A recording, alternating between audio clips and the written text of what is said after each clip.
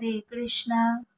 আমি আমার পরমারাধ্য গুরুদেব এবং বিষ্ণুপাদ পরমহংস অষ্টোত্তর শত শ্রী শ্রীমৎ ভক্তি সুন্দর ভাগবত মহারাজের রাতুল চরণ যুগলে অগণিত ভক্তিপূর্ণ প্রণাম জানাই এবং সকল সাধুগুরু বৈষ্ণব ভক্তবৃন্দের শ্রীচরণ কমলে জানাই আমার ভক্তিপূর্ণ প্রণাম। আজ আমরা জানব শয়ন একাদশী তিথি সম্পর্কে। শয়ন একাদশী তিথি কবে? শয়ন একাদশী তিথি পালন করলে কি ফল লাভ হয়, পালন না করলে কি হয়, এই একাদশী ব্রতের পালন কোন সময় থেকে কোন সময়ের মধ্যে আসুন আমরা জেনে নেব। এই 2025 সালে শয়ন একাদশী হলো 6 জুলাই, 21শে আষাঢ় রবিবার। 6 জুলাই 21শে আষাঢ় রবিবার শয়ন একাদশী ব্রত।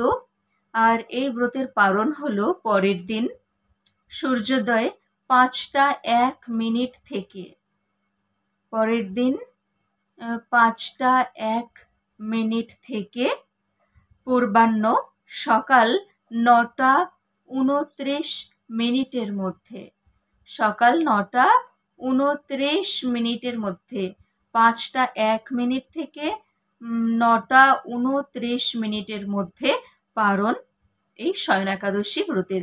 তো এই একাদশী ব্রতের সম্পর্কে কোথায় বর্ণিত হয়েছে? ভবিষ্যত্তর পুরাণে বর্ণিত হয়েছে। শ্রী যুধিষ্ঠির শ্রীকৃষ্ণ সংবাদ অথবা নারদ ব্রহ্মা সংবাদে বর্ণিত হয়েছে শয়ন একাদশী ব্রতের মাহাত্ম্য কথা। এক সময় ভগবান শ্রীকৃষ্ণকে মহারাজ যুধিষ্ঠির বলছেন, হে প্রভু, হে জনার্দন, হে মধুসূদন, কৃপা করে আপনি বলুন যে আষাঢ় মাসের শুক্লপক্ষের একাদশী ব্রতের নাম কি, আর এই একাদশী ব্রত পালন করলে কি ফল লাভ হয়, পালন না করলে কি ফল লাভ হয়, কৃপা করে আপনি তা বর্ণনা করুন। ভগবান বললেন যে অতি উত্তম প্রশ্ন, হে মহারাজ, আপনি অতি উত্তম প্রশ্ন করেছেন। আষাঢ় মাসের শুক্লপক্ষের একাদশী ব্রত হলো শয়ন একাদশী ব্রত। এই একাদশী ব্রতকে দেব শয়নীয় বলা হয়ে থাকে। রথযাত্রা হয়ে যাচ্ছে, উল্টো রথযাত্রা হয়ে যাচ্ছে, তো উল্টো রথযাত্রার পরেই ভগবান বিশ্রামে যাবেন। এই সময় থেকে অনেকে ব্রত পালন করে থাকেন। এই শয়ন একাদশী থেকে উত্থান একাদশী পর্যন্ত চাতুর্মাস্য ব্রত অনেকে পালন করে থাকেন। তাই শয়ন একাদশী থেকে ব্রত শুরু হয়ে যাচ্ছে। যারা একাদশী থেকে শুরু করেন ব্রত, চাতুর্মাস্য ব্রত, তাদের এই শয়ন একাদশী থেকে শুরু হয়ে যাচ্ছে। আর যারা পূর্ণিমা থেকে ব্রত করেন চাতুর্মাস্য ব্রত, তারা গুরু পূর্ণিমা থেকে ব্রত পালন করে থাকেন। গুরু পূর্ণিমা থেকে রাস পূর্ণিমা পর্যন্ত এই 4 মাস ব্যাপী চাতুর্মাস্য ব্রত পালন করে থাকেন। তো এই সময় আমাদের কি করণীয়? ভগবান শ্রীকৃষ্ণ বলছেন যে এই একাদশী ব্রত সর্বপাপ বিনাশকারী, সমস্ত রকম দুঃখ কষ্ট বিনাশকারী, সমস্ত বাধা বিঘ্ন বিপত্তি দূরকারী আর মুক্তি প্রদানকারী, সর্ব অভীষ্ট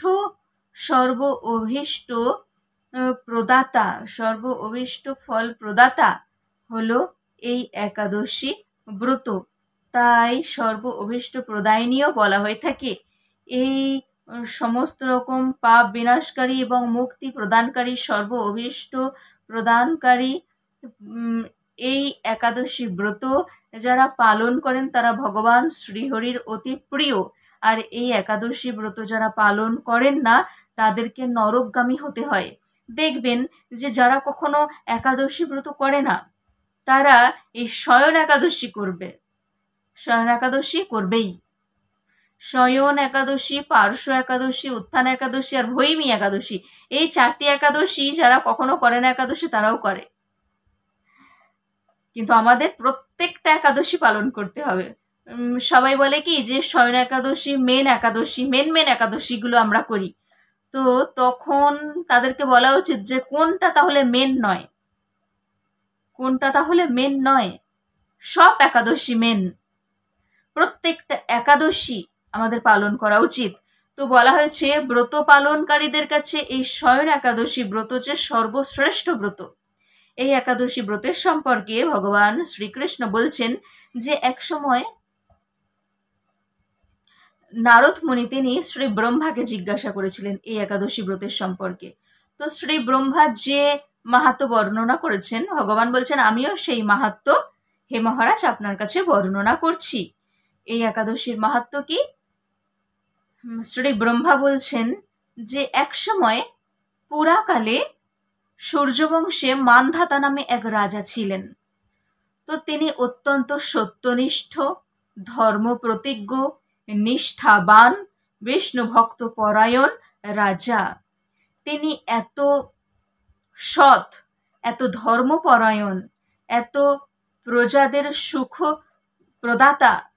তিনি প্রজাদেরকে সবসময় পুত্রদের মতন স্নেহ করতেন, প্রজাদেরকে খুব ভালোভাবে লালন পালন করতেন, প্রজাদেরকে খুব ভালোবাসতেন। তার রাজ্যে কোনো রকম অভাব ছিল না, দুঃখ কষ্ট ছিল না। রাজা মান্ধাতা খুব নিষ্ঠা সহকারে শাস্ত্রবিধি অনুযায়ী তিনি রাজ্য পালন করছিলেন। কিন্তু হঠাৎ কোনো কারণে দৈববশত ওনার রাজ্যে পরপর 3 বছর কোনো বৃষ্টি হয়নি। প্রজারা ওনার রাজ্যে খুব সুখে বসবাস করছিলেন। রাজা মান্ধাতা রাজ্যে প্রজারা ভীষণ সুখে বসবাস করছিলেন, কিন্তু পরপর 3 বছর বৃষ্টি হয়নি, তাই কোনো শস্য উৎপাদন করা যায়নি, শস্য উৎপন্ন হয়নি। তার ফলে দুর্ভিক্ষ দেখা দেয়, আর তখন প্রজারা অত্যন্ত দুঃখী হয়ে পড়ে। সেখানে বেদ পাঠ বন্ধ হয়ে যায়, বৃষ্টির অভাবে অন্য কোনো হয়নি, খাদ্যশস্যের অভাব দেখা দেয়। তো সেই জন্য সেখানে হোমযজ্ঞ বন্ধ হয়ে যায়, বেদ পাঠ বন্ধ হয়ে যায়। তারপর অগ্নিতে যজ্ঞে আহুতি প্রদানের যে স্বাহা স্বাধা এইরকম যে মন্ত্র উচ্চারণ, এই সব বন্ধ হয়ে যায়। তখন প্রজারা সবাই মিলে রাজার কাছে এসে বললেন যে হে মহারাজ, আপনি কৃপা করে কিছু একটা ব্যবস্থা করুন। শাস্ত্রে জলকে বলা হয় নার, আর যিনি জলে শয়ন করেন, তো শয়নকে অয়ন বলা হয়। তো যিনি জলে নিবাস করেন, বসবাস করাকে অয়ন বলা হয়। তো যিনি জলে শয়ন করে থাকেন তিনি হলেন নারায়ণ, ভগবান শ্রীহরি বিষ্ণু। তো ভগবান শ্রীহরি বিষ্ণু তিনি সকল যজ্ঞের অধীশ্বর,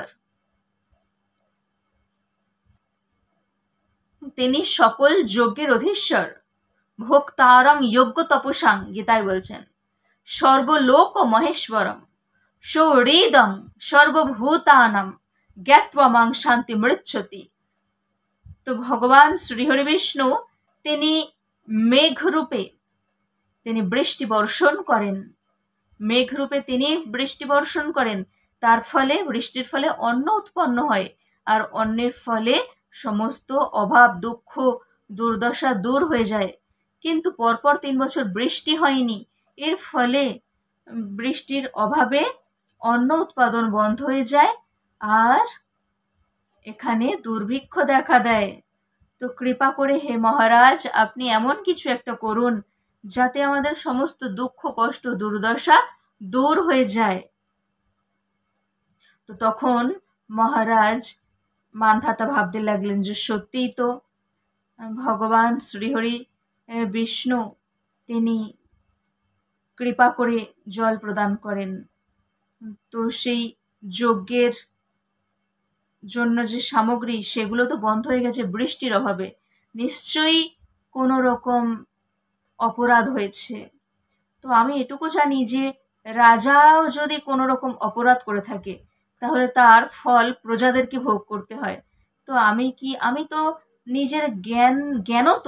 নিজের জ্ঞান থাকতে আমি কোনো রকম ভুল কাজ করিনি, কিন্তু তবুও কেন যে আমার রাজ্যে দুর্ভিক্ষ দেখা দিল তা জানার জন্য আমি বনে গমন করব, সকল মুনি ঋষিদের সাথে সাক্ষাৎ করব, সকল মুনি ঋষিদেরকে জিজ্ঞাসা করব যে আমার কি করণীয়, এই দুঃখ দুর্দশা থেকে আমি কিভাবে প্রজাদেরকে রক্ষা করব, প্রজাদেরকে রক্ষা করা আমার কর্তব্য। এই কথা ভেবে সকলকে প্রণাম জানিয়ে তিনি বনে গমন করলেন। সেখানে বনে গমন করে সকল মুনি ঋষিদের সান্নিধ্যে যেতে লাগলেন।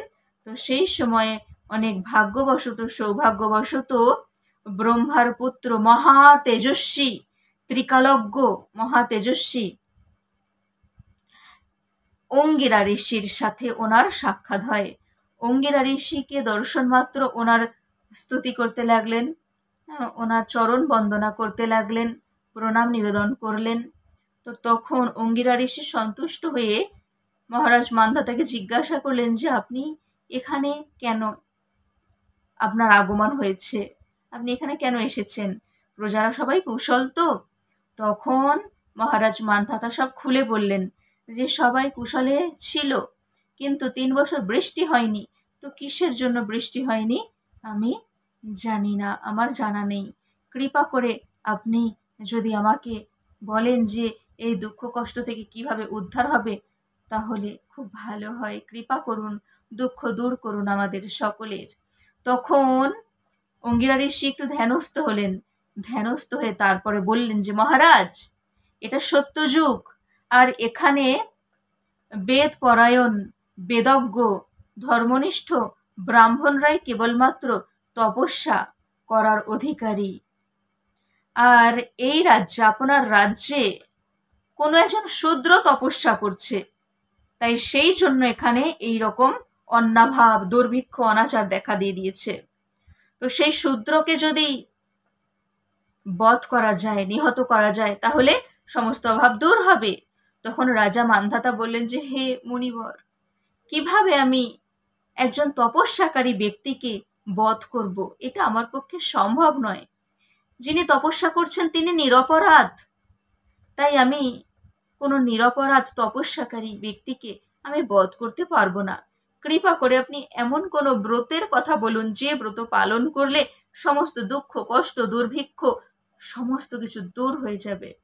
তখন মহর্ষি অঙ্গিরা তিনি বললেন যে তাহলে আষাঢ় মাসের শুক্লপক্ষের শয়নী, দেব শয়নী একাদশী ব্রত অতি সর্ব উপদ্রব দূরকারী, মুক্তি প্রদানকারী, দুঃখ দূরকারী, দুঃখ বিনাশকারী, সমস্ত পাপ মোচনকারী এই একাদশী ব্রত, দেব শয়নী একাদশী ব্রত যদি পালন করা যায়, তাহলে সমস্ত উপদ্রব, দুর্ভিক্ষ, দুর্দশা সব দূর হয়ে যাবে।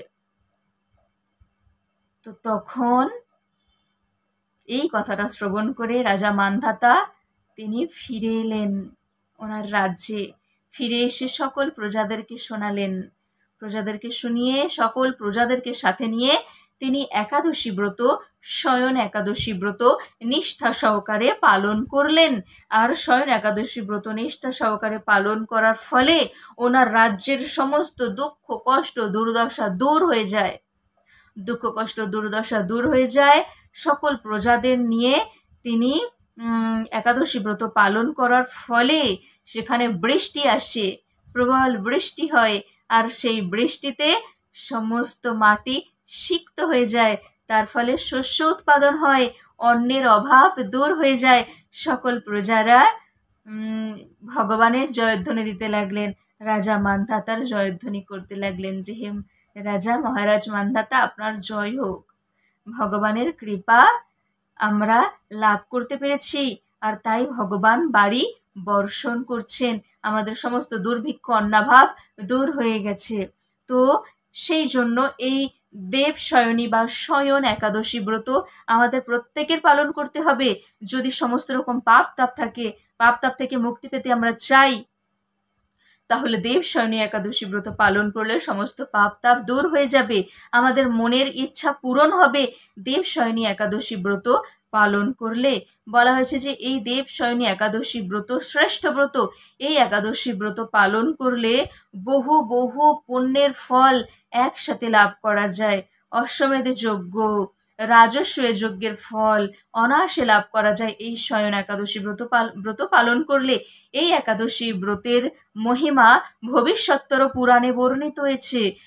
মহারাজ যুধিষ্ঠির শ্রীকৃষ্ণ অথবা নারদ এবং ব্রহ্মার সংবাদ রূপে এই একাদশী ব্রতের মাহাত্ম্য যারা শ্রবণ করেন এবং যারা বর্ণনা করেন, উভয়েই ভগবানের কৃপা লাভ করে মৃত্যুর পর ভগবানের পরম ধাম প্রাপ্ত হন। তাই সবাই একাদশী, দেব শয়নী একাদশী ব্রত নিষ্ঠা সহকারে পালন করুন। সবাই আমার সাথে বলুন, হরে কৃষ্ণ কৃষ্ণ কৃষ্ণ হরে হরে, হরে রাম রাম রাম হরে হরে।